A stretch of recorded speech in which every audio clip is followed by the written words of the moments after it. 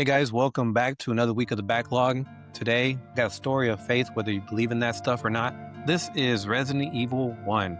And my journey started in Resident Evil 1 from a few weeks back when we went over the Resident Evil 2. We were comparing the graphics and the ports and how well they did it from the original to porting the original to the PS port and comparing the differences there. What that did is, because there was a sale going on and watching those differences, it convinced me to go into the PlayStation store and buy the digital version on PS5 for this. And I wanted to mainly check out the graphics and see how well they held up compared to what we saw in Resident Evil 2.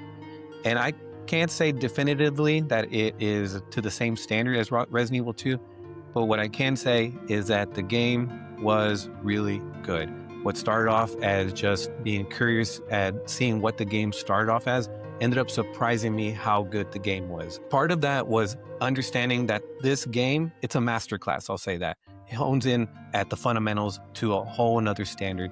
And that's because this game is mostly pre-rendered, the camera angles are fixed, you got tank controls, and yet you really do get a sense of being in a horror game. The voice acting for its time is really good. That's probably one of the number one things that draw me off about a game is the voice actors don't really sound like the way it's supposed to. The story is really choppy. When you play Mega Man 8 and the voice acting is just terrible. Energy resources. But I've never seen this type on Earth. It's just terrible. This didn't really seem to have much of that. But back to the gameplay. What was probably initially a con with the tank controls, some of the enemies being behind the viewable areas, ended up really working well for the game. And as I continued on, I realized, well, those are what create those horror elements. What's around the corner? And it's not just a horror game. Obviously, if you play Resident Evil, you know that this is more of a puzzle game. And one thing to note is that because of its size, there's going to be a lot of backtracking in this game. But the game does a really good job of kind of challenging your memory. It's not like Metroid NES where you're completely lost. You do have a map, you don't have a compass. So every time you exit a door, you kind of have to know, all right, where in this room of this map am I at? That takes some getting used to. And I ended up putting about 8 to 10 hours into the digital version until I finally beat it. And big part of that, not gonna lie, is because, well, there's the luxuries of modern day gaming. There's load states, there's save states. It's just really easy to boot up. You don't have to fire up your CRT, find your PS2, turn on your PS5. It's there. You can even skip the whole intro scene and jump right into exactly where you left off. That's a major convenience for people who are, in their 30s and 40s who just got busy lives and they need to just get their gaming whenever they can. And the story about Fate is that after playing the digital version, I went to my local game store and somebody literally just traded in this game, which is the director's cut. And yes, you can find these on eBay, but the neat part about this was that how clean this thing was. There's no scratches on this thing. PS1 games are notorious for having cracks, dings, smudges.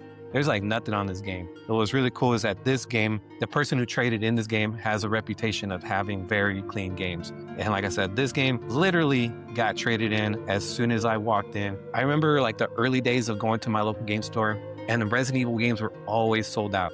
And if they would bring one in and you didn't jump on it right away, you missed out on it.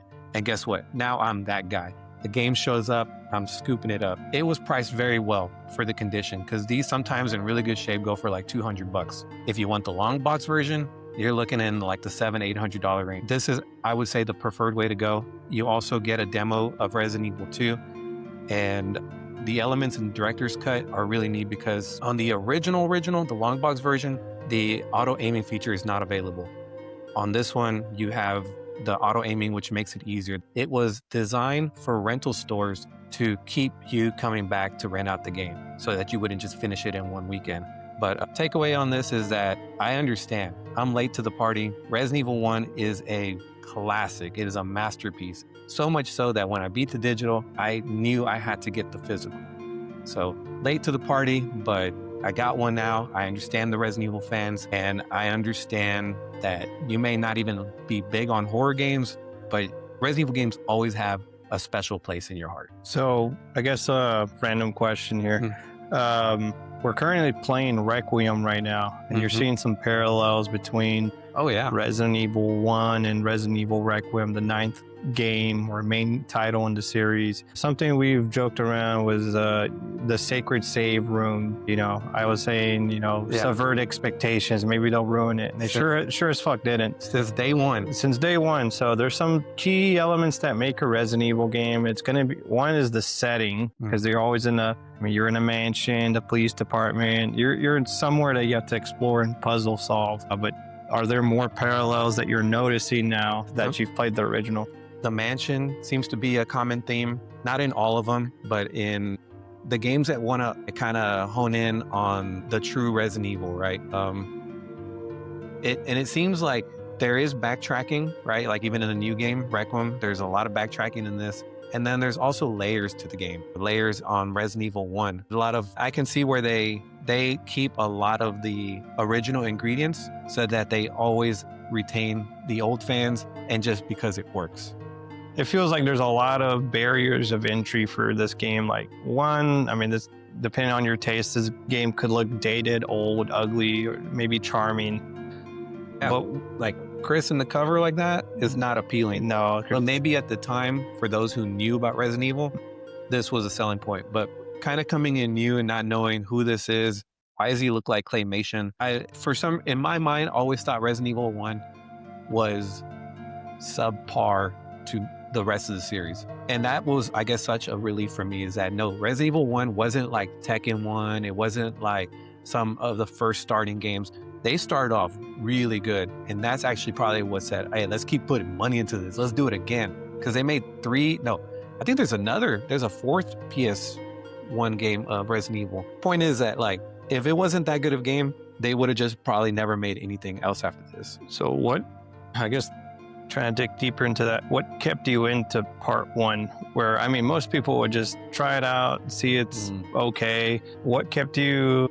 Was it the story, the puzzles, where this fucking goes? Did you want to know? What made you want to know what happens next, or what's around the next corner? Honestly, lowering my expectations of what this game had to deliver, and then being surprised by the horror elements, the puzzle elements. Another factor is that the tank controls and the camera angles, in my mind from the beginning, I knew they were already going to piss me off.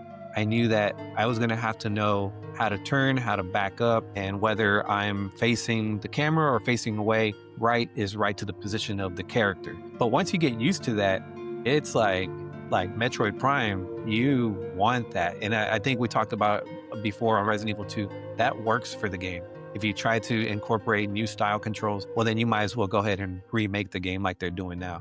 That's another thing.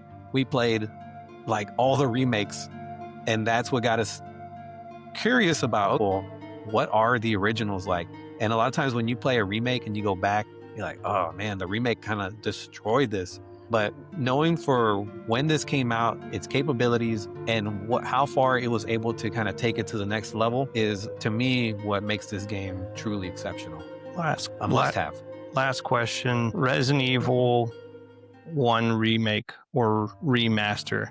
So as far as I'm aware, it's on the GameCube. I'm not certain. I don't recall off the top of my head if it's available on other consoles or not. How do you feel about the remake now? I mean, is it something you probably had a want to go back and try playing the game again? You said you were familiar with the mansion. Now you know what to do. Now it's a little easier.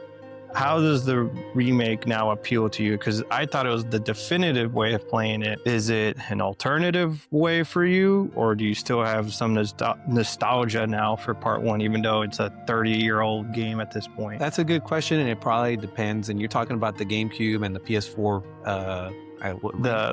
Port of the remake. Yeah, like a remaster.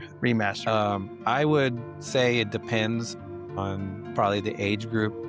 If you cannot accept PS1 graphics, then the GameCube and PS4... Then accept GameCube graphics. If you can't accept GameCube, you definitely can't accept this. I know. But as it seems, as we get older, we start to go back more and more to the PS1, whatever they were delivering at the time. The things that we thought were hideous, like the pre-rendering, the 3D polygons, are now the things that, if you run them properly, like on a CRT, are actually very desirable. And it just has... like everything fits. The port versions of this don't fit. but the remaster on the GameCube and the PS4 do fit. I think it's worth definitely playing. And I can see how people say this is definitive because of the touch-ups. But I would also argue that, probably unpopular, but I think we're kind of due for a remake, just like we're getting part 2, 3, 4. And I get that, well, we just did this remake, quote unquote, in the GameCube PS4 era, but it wasn't really a remake in my opinion. And to the capabilities that we have with the RE engine nowadays, imagine Requiem standard graphics, gameplay, but with the original Resident Evil 1. Especially like right before you come out with the next game of part 10, that would be pretty cool. Kind of like the anniversary of Resident Evil. So that almost implies that we're going to get a third person or first person view Resident Evil. I mean, it's all there. If you did it with part 2, you can do it with part 1. All right. Is it sacrilegious to ruin the tank controls or possibly? But they already did it, and it's not like this isn't available. Mm-hmm. So I'd be happy for it. If it doesn't come out, hey, we still got this and mini versions of it. It's almost better if they do a reimagining. Yes, it's an old game, like Resident Evil 4, how it got a completely new. Mm-hmm.